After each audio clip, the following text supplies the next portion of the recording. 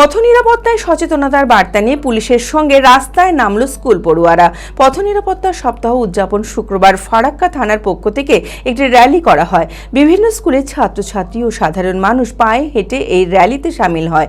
অন্যদিকে রানীনগর থানার পুলিশের উদ্যোগেও শেখপাড়া বাজারেও পথ নিরাপত্তা সচেতনতামূলক র্যালি করা হয়। মানসিক স্বাস্থ্যের জন্য সবার আগে যে নামটি মনে ভেসে ওঠে, সুস্থ মনের ঠিকানা মনোবীক্ষণ।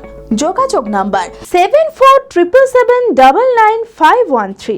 স্কুল, কলেজ, হাসপাতাল, বাজার এবং জনবহুল এলাকায় ধীর গতিতে ও সতর্কতার সঙ্গে যানবাহন চালান। গাড়ির প্রয়োজনীয় কাগজপত্র, ড্রাইভিং লাইসেন্স, রেজিস্ট্রেশন সার্টিফিকেট, বীমা এবং পলিউশন সার্টিফিকেট সব সময় সঙ্গে রাখুন। দুর্ঘটনা ঘটলে আহত ব্যক্তিকে দ্রুত সাহায্য করুন এবং সঙ্গে সঙ্গে পুলিশ বা জরুরি পরিষেবায় খবর দিন। 3রা আগস্ট থেকে শুরু করে 9 আগস্ট পর্যন্ত জেলার প্রতিটি থানার পক্ষ থেকে নানান কর্মসূচির মাধ্যমে উদযাপিত হচ্ছে পথ নিরাপত্তা সপ্তাহ।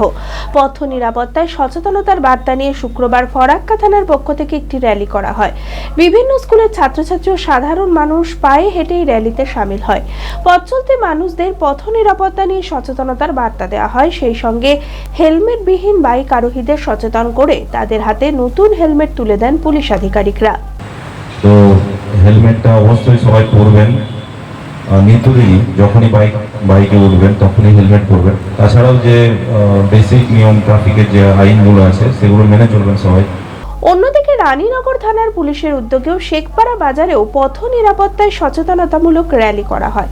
স্থানীয় টোটো ইউনিয়ন, অটো ইউনিয়ন, বাজার কমিটি সহ সাধারণ মানুষেরাও এই র্যালিতে সামিল হন। রানীনগর থানার পক্ষ থেকেও হেলমেটবিহীন বাইক আরোহীদের হাতে নতুন হেলমেট তুলে দেন পুলিশ আধিকারিকরা। আমি আমার ফেভারিট, আমার মতো আর কেউ।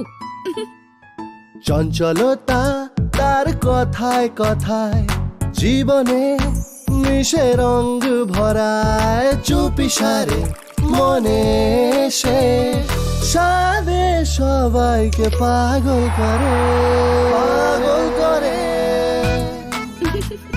আমারই মতো আমার নিচের পতাকা। পতাকা চা, গজব কা স্বাদ।